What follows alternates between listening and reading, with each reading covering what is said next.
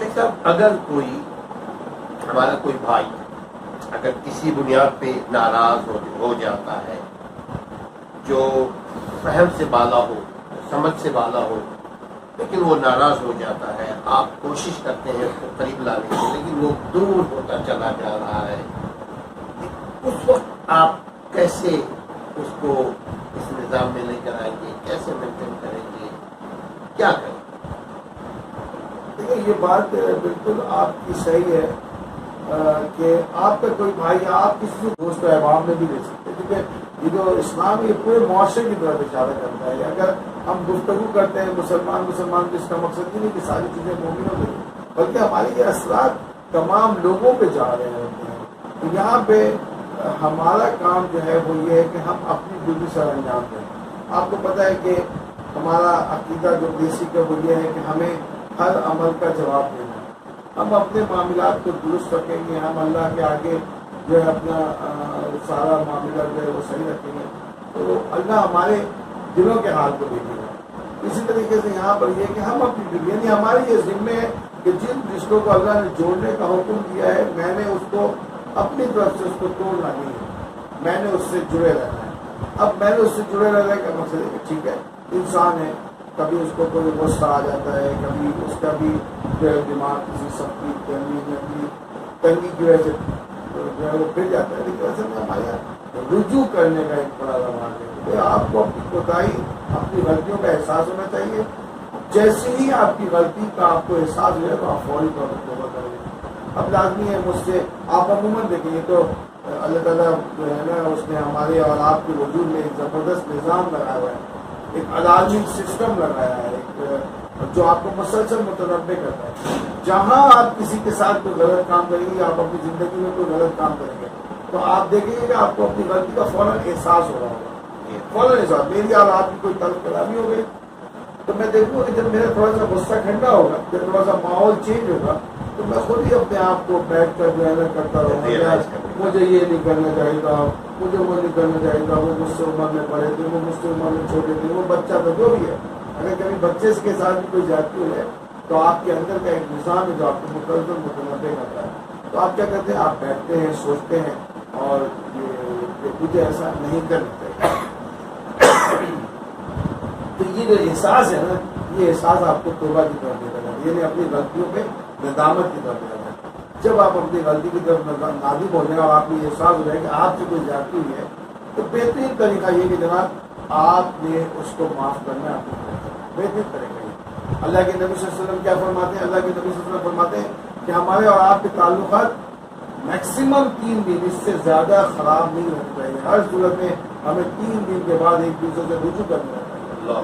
اب آپ نے رجوع کرنا ہے، آپ نے اپنے فرض یعنی اپنی ڈیوٹی کو۔ اللہ تعالیٰ قرآن میں نبی صلی اللہ علیہ وسلم کو مخاطب کر کے کیا کہتا ہے؟ اللہ تعالیٰ نبی صلی اللہ علیہ وسلم کو مخاطب کر کے کہہ رہا ہے فَذَكِّرْ إِنَّمَا أَنْتَ مُذَكِّرٌ لَسْتَ عَلَيْهِم بِمُصَيْطِرٍ۔ اے نبی صلی اللہ علیہ وسلم، آپ ان کے اوپر داروغہ نہیں ہیں، آپ ان کے ٹھیکیدار نہیں ہے کہ یہ جو ہدایت کے راستے جا رہے ہیں۔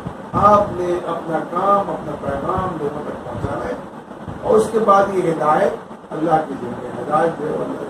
تو آپ نے کیا کرنا ہے، اگر آپ سے کوئی زیادتی ہو گئی اپنے بھائی سے تو آپ اپنے بھائی سے اس زیادتی ہو گئی تب تو اس سے یہ بات سمجھنا، لیکن اگر سمجھ میں نہ آئے، ہاں دیکھیے سمجھ میں نہیں آئے کا مقصد یہ ہے کہ آپ اس کو اپنی طرف سے تو اس سے درگزر کریں گے، جو اس کی غلطیاں ہیں اس کو معاف کریں گے، جو اس کی غلطیاں آپ نے محسوس کی ہیں آپ معاف کریں گے، اس عقیدے اور یقین کے ساتھ کہ دیکھیں جب آپ دوسروں کو معاف کریں گے نا تو اللہ آپ کی معافی کے ذرائع خود ہی پیدا کرے گا۔ آپ جب دوسروں کو کہیں گے، یعنی آپ کی ایک اپنی پریکٹس ہونی چاہیے، اٹھتے بیٹھتے چلتے پھرتے کہ جی مجھ سے جس نے بھی زیادتی کی ہے میں اسے معاف کرتا ہوں۔ کچھ ایک نظام ہے، جب آپ ایسا کریں گے، بھلائی کا یہ کام کریں گے تو رزلٹ کیا ہوگا کہ اللہ بھی آپ کے ساتھ بھلائی کرے گا، اور اللہ کیا آپ کے ساتھ بھلائی کرے گا، اللہ یہ بھلائی کرے گا تو اس کے دل میں یہ نرمی ڈالے گا انشاءاللہ۔ اب جہاں تک آپ کا سوال تھا کہ میں اپنے بھائی سے تو جڑنا چاہتا ہوں، مجھ سے جڑنا نہیں چاہتا، تو اس میں جواب آپ نے دیکھا کہ وہ یہ ہے کہ آپ اپنی ذمہ داری کو پوری کرتے ہیں، ہر صورت میں آپ اس سے جڑنے کی کوشش کرتے رہیں۔ اللہ کے نبی صلی اللہ علیہ وسلم فرماتے ہیں کہ تم ہر کوشش، یعنی مفہوم ہے حدیث کا کہ ہر آپ کی یہ کوشش آپ کو جنت سے قریب اور خدا نخواستہ آپ کے بھائی کو جنت سے دور لے جائے۔ جتنی مرتبہ آپ اس سے جڑنے کی کوشش کریں گے آپ اتنی زیادہ اللہ کی رضا سے قریب جائیں گے. اور پھر اس طریقے سے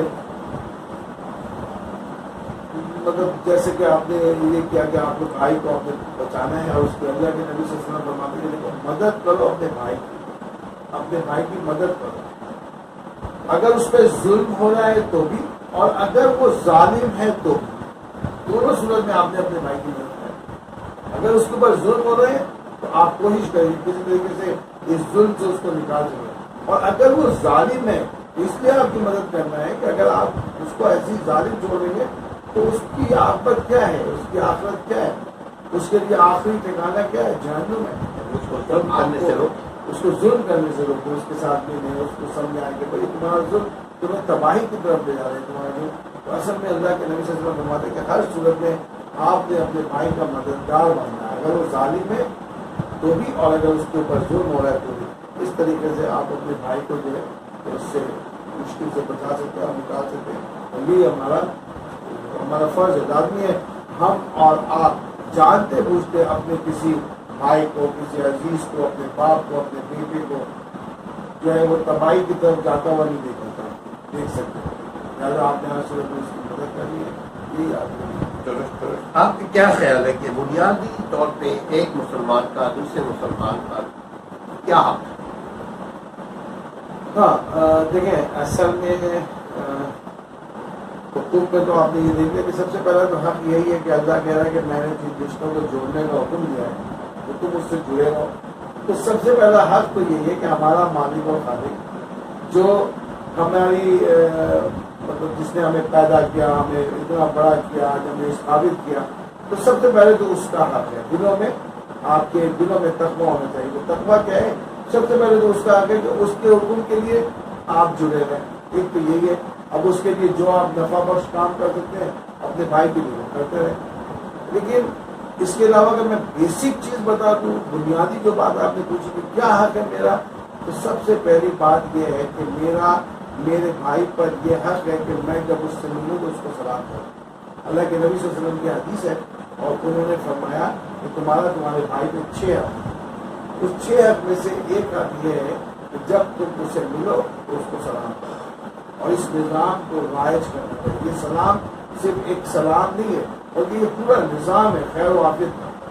یعنی آپ اللہ کے نبی صلی اللہ علیہ وسلم فرماتے ہیں کہ چاہے چھوٹا ہو, بڑا ہو, جوان ہو, بوڑھا ہو, آپ نے کیا کرنا ہے, آپ نے چلتے پھرتے اس کو سلام کرنا ہے. یعنی کہ اس حساب سے چلنا ہے آپ کو.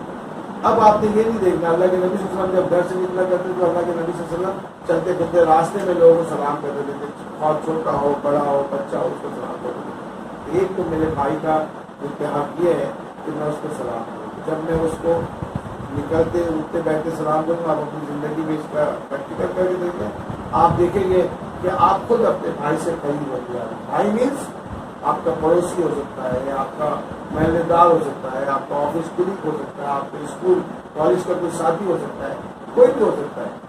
اب لازمی نہیں ہے کہ آپ کے پڑوس میں جو ہے وہ کیا کہتے ہیں وہ مومن مسلمانی آپ کا راستے میں کسی سے بھی واسطہ پڑ سکتا ہے, آپ کو اس کے اوپر سلام کی گئی.